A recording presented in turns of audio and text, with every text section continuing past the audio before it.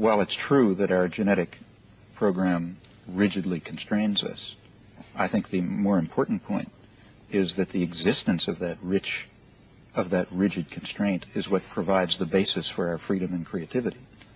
And the reason... What you mean, it's only because we're pre-programmed that we can do all the things we can do. Exactly. The point is that if we really were plastic organisms without an extensive pre-programming, then the state that our mind achieves would in fact be a reflection of the environment, which means it would be extraordinarily impoverished. Fortunately for us, we're rigidly pre-programmed with extremely rich systems that are part of our biological endowment.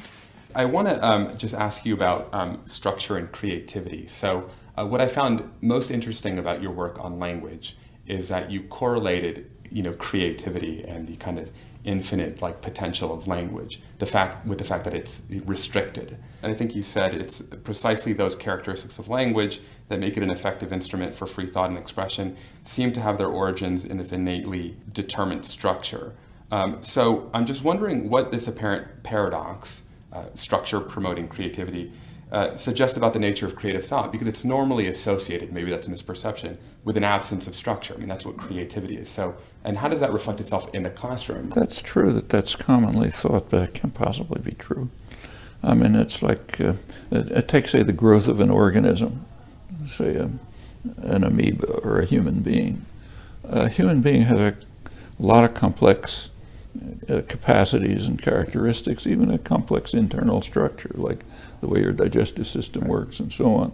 And it can do a lot of things. But that's because we're designed within a framework that allows certain options and blocks others. Right. Suppose that the genetic endowment said, become anything. Right. Okay, so arbitrarily, you'd end up some lump of something or other with no capacities and no ability to do anything. Right. It's the same with the arts. So this was understood in classical aesthetics.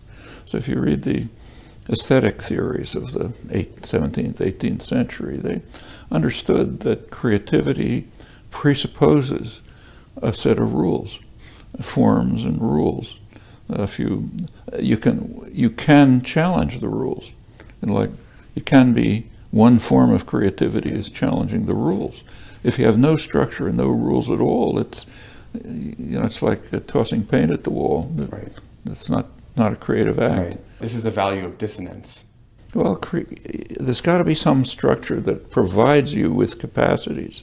Right. If you don't have internal structure, this is for growth and development, but the same for, say, creative activity is. So what kind of structures support creativity and what kind of structures inhibit creativity? Structures that support it are, take, say, writing a sonnet.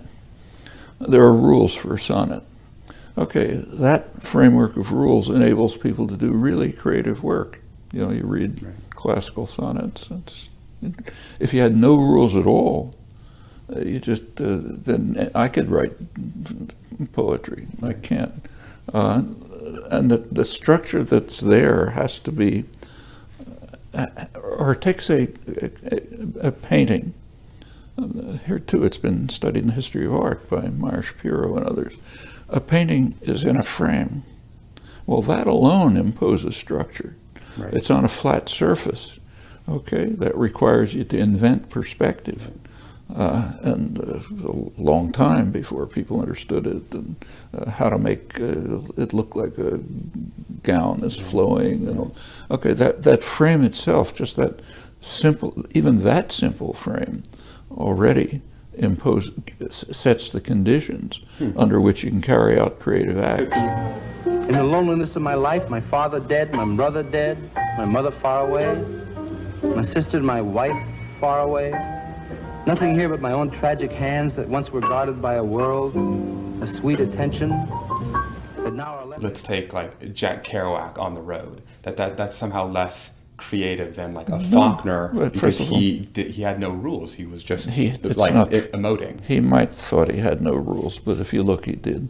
It's pretty structured, and otherwise it's just been random sentences coming out. It was nothing like that. It's hard to follow the book anyway. Well, I don't think it's random. Right. It's not, free association. Right. Right. And if it was, it would be of no interest. Right. You know? And there's development and plot and so on. I mean, even concepts like plot and development are an aesthetic framework. Right.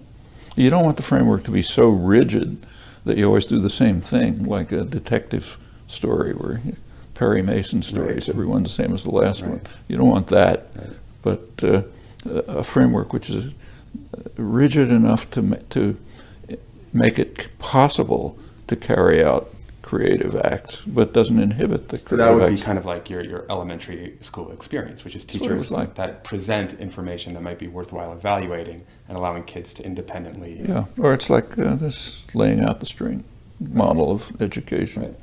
There's got to be something. There's got to be something there to work with, Right. and what's there should be challenging enough so you want to see what you can discover within that framework, and then raise questions about the framework.